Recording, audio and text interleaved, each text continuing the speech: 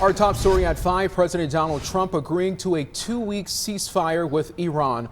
Less than 2 hours, before his self-imposed deadline to launch a massive attack in the region.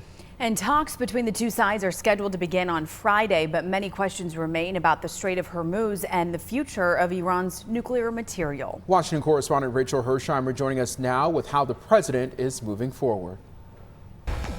President Trump said based on conversations with officials from Pakistan, he decided to hold off on essentially bombing Iran back to the Stone Ages for the next 2 weeks while negotiations get underway.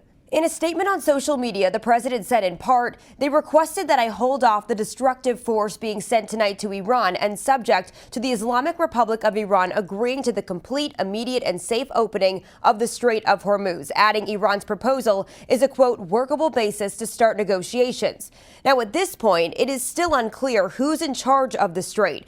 The Associated Press is reporting Iran's foreign minister said passage through the strait would be allowed under Iranian military management. There were also major questions about the ceasefire plan after Iran released different versions of its proposal. In the Farsi version, it included acceptance of enrichment, but left it out from English copies. We reached out to the White House for clarity because one of the president's goals has been ensuring Iran can't get a nuclear weapon. We have not received a response yet. But despite the president's dramatic shift and plea for peace, strikes continued overnight in places like Israel and Bahrain.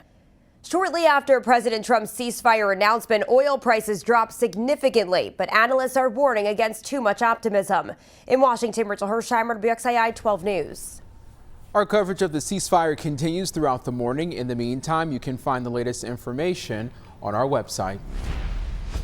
Greensboro police are searching for the person responsible for a late-night shooting. Police say this happened along Burno Avenue off Westgate City Boulevard. When officers arrived, they learned the person shot had already been taken to a hospital in a personal car. We're told that person is expected to recover. The time on the clock is 5:05. A Graham man wanted for attacking a woman in Henry County, Virginia, is dead after a deputy shot and killed him. The Henry County Sheriff's Office made this announcement during a news conference yesterday. Kara is following this story for us now. And Kara, can you share with us how long had the suspect been on the run for? Audrey and Wanye, according to the Henry County Sheriff's Office, deputies had been looking for Christopher Shepard since Sunday after a woman claimed he had attacked her.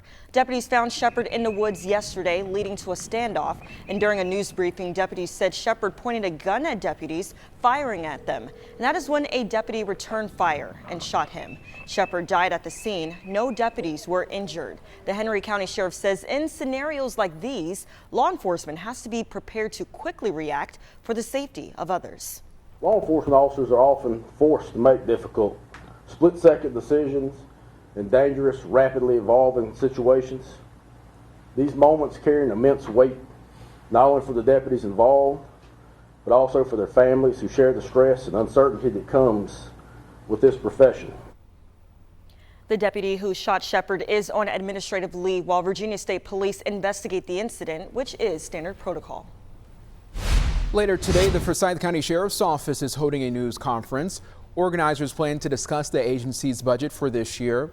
The news conference is scheduled to start at noon. We will be live streaming it on the WXII 12 News Facebook page as well as on our website.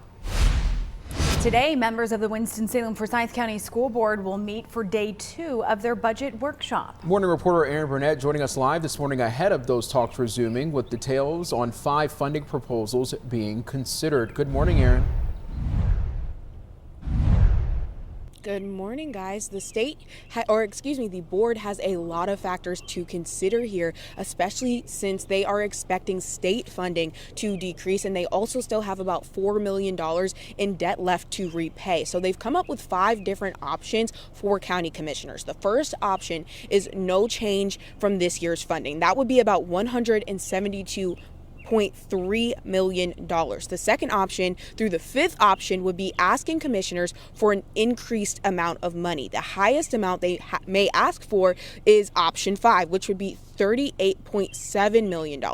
Option 5 is also what the Forsyth County Association of Educators prefers. Now, with each increase, Superintendent Don Phipps says the district would restore more resources that were cut last year, including staff.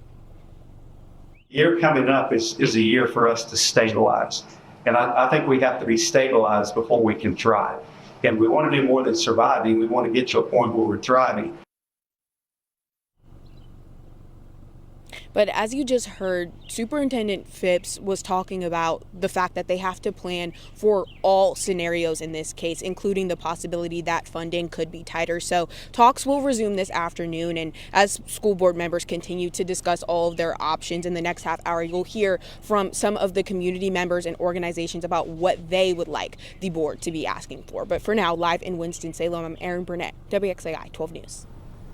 Thank you, Erin. Newly appointed Homeland Security Secretary Mark Wayne Mullen made his way to the Tar Heel state. So yesterday afternoon, he spent 2 hours in Lake Lure and Chimney Rock. Local leaders say that they're hopeful that he will free up desperately needed funds to help with recovery from Helene. So far, more than $5 billion has been allocated to the state for storm relief, but a prolonged government shutdown paused funding for DHS, which oversees FEMA, leaving roughly 2,000 projects in limbo. We're certainly hopeful that the funding can be more expedited, because that's one of the great difficulties for small municipalities. We just don't have the capital reserves, to begin any sort of projects like this. And during a roundtable discussion, Secretary Mullen vowed to take suggestions to the Oval Office and come back with solutions.